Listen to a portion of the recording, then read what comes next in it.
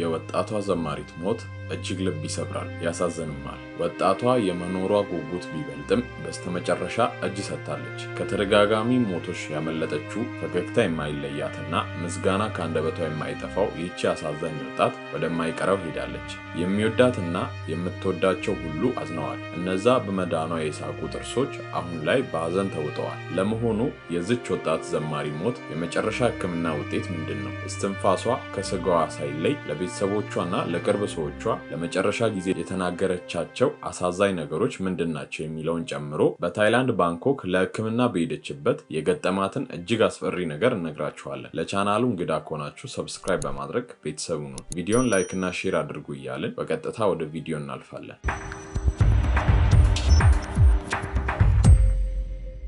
እዚህ ዓለም መቼ የት ምን እንደሚገጥመን አናውቅም። ደሃው፣ ሀብታሙ፣ ባለስልጣኑ፣ ባለሀብቱ እንዲሁም ሁላችንንም እኩል የሚያደርገን የሚሞት አካል መልበሳችን ነው። የዚህ ዓለም ጊዜያችን ያበቃ እንደሆነ ወደ ፈጣሪያችን የምንሰበሰብበት ጊዜ ከተቆረጠልን ምንም ብናደርግ ምን ብንለፋ ከፈጣሪ ጥሪ አናመልጥም። እቺ ወጣት በግል እምነቷ ፈጣሪዋን በዝማሬ በማገልገል ላይ ሳለች በገጠማት የጤና እክል በሕክምና ስትረዳ ብትቆይም ፈጣሪ የወደደው ሆነና በትናንትናው ዕለት ወደ ፈጠራት አምላክ ተሰብስባለች።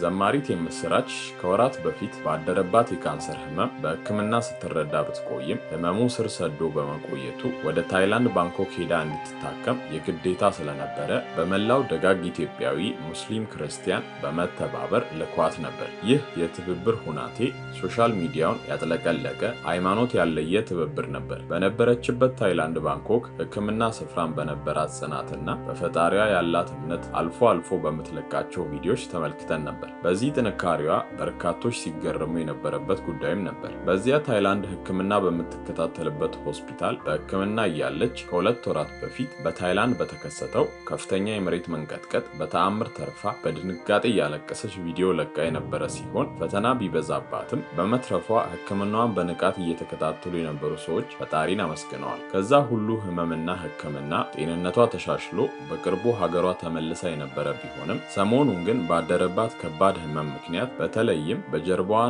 በሳምባዋ ላይ በተገኘባት ካንሰር ሳቢያ በጽኑ ሕክምና ክፍል ውስጥ ሕክምና ሲደረግላት ቆይቶ በትናንትናው ዕለት ማለትም ግንቦት 25 አመሻሽ ከዚህ ዓለም በሞት ተለይታለች። ልብ ይሰብራል፣ ያሳዝናል። እቺ ወጣት ከልጅነቷ አንስቶ ለፈጣሪዋ እንደዘመረች እንደኖረችና ለዘማሪ የምስራች ቅርበት ያላቸው ሰዎች ይናገራሉ። ለዚህም ነው የእርሷን መታመም የሰማ ሁሉ በአንድነት ሊረዷት የተነሱ። ከምንም በላይ ከ5 ቀናት በፊት በድጋሚ ታማ ሆስፒታል በገባችበት ሰዓት በፌስቡክ ገጿ እንዲህ ስትል በጽሑፍ አጋርታ ነበር። ፈቃድ ከሆነ ይሆናል፣ ፈቃድ ካልሆነ ይቀራል። እኔን ያስገረመኝ ሁሉን ለበጎ ማድረግ ስትል አስፍራ ነበር። ያ ሁሉ ፈተናና መከራ ያሳለፈችው የምስራች በስተመጨረሻ እጅ ሰጥታለች። የሚወዷት የምትወዳቸው ሁሉ ሐዘናቸው በርትቷል። ነገር ግን ፈጣሪ የወደደው ብቻ ነው የሚሆነው። የምስራች ከሚወዷት ሰዎች አብልጦ ፈጣሪ ስለሚወዳት በራሱ ቀንና ጊዜ ወደ ራሱ ጠርቷታል። ነገር ግን ሰውነንና የምንወደውን ስናጣ የምንወደው ሰው ካጠገባችን ሲጠፋ ይከፋናል፣ ይከብደናል። ይህ ሰዋዊ ባህሪ ነውና የወጣቷ ሞት በእጅጉ ያሳዝናል፣ ያማል።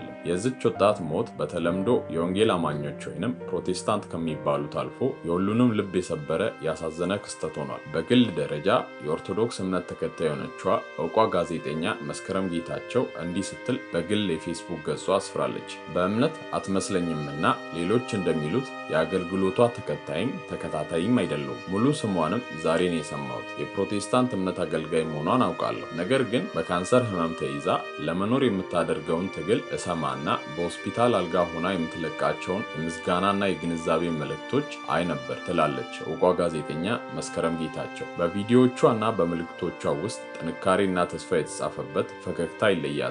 እጅግ የሚደነቅ ብርታት ነበራት።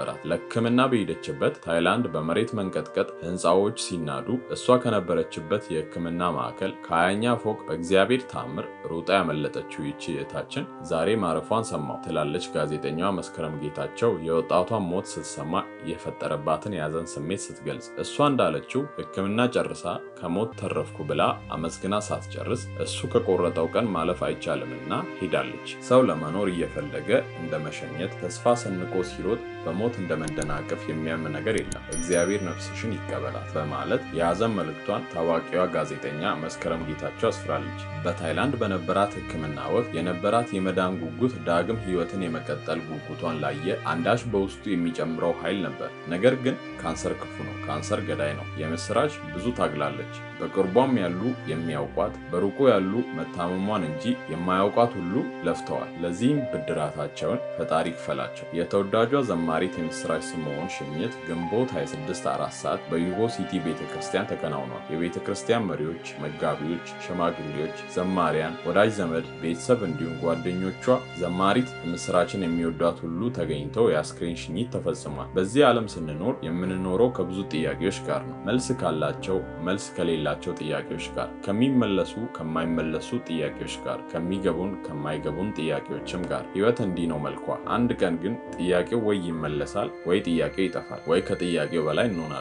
ሞት እውነት ነው። በዚህ ዓለም ላይ ያለን ዝናን፣ ስልጣንን፣ ገንዘብን፣ ክብርን እንድንተው የሚያደርገን ሞት የተሰኘ 2 ፊደል ያለው ቃል ነው። እጅግ ልብ ሰባሪ አሳዛኝ የሆነው የወጣቷ ህልፈት አስቀድሞ በገጠማት ህመም እጅ ባለመስጠቷ በጥንካሬዋ እና በምስጋናዎቿ የምትታወቀዋ ዘማሪዋ የፈጣሪ ቀን ሆነና በሞት ተለይታናለች። ከዚህ ቀደም እስከ ውጭ ሀገር ድረስ በመሄድ ታክማ ተፈወስኩ አመስግኑልኝ ስትል የተደመጠች ሲሆን ወደ ሀገር ቤትም ስትገባ ከኤርፖርት ጀምሮ በርካታ ወዳጆቿ ፍቅር በተሞላበት መንገድ ተቀብሏት ነበር። ዘማሪት የምስራች ስምዖን ባጋጠማት ጨጓራ አካባቢ በተፈጠረ 4ኛ ደረጃ ካንሰር ለማመን በሚከብድና እጅን በአፍ በሚያስጭን ሁኔታ ድና ወደ መዝሙር አገልግሎቷም ተመልሳ ነበር። በትውልድ ቦታዋም የምስጋና ድግስ ተዘጋጅቶ ወዳጅ ዘመዶች እንዲሁም በሕክምናዋ ወቅት የተባበሯት እና የረዷት ሁሉ በተገኙበት ስትዘምር ጭምር የሚያሳይ ቪዲዮ ተሰራጭቶም ነበር። ነገር ግን ሁሉም ነገር ዛሬ ተቀይሯል።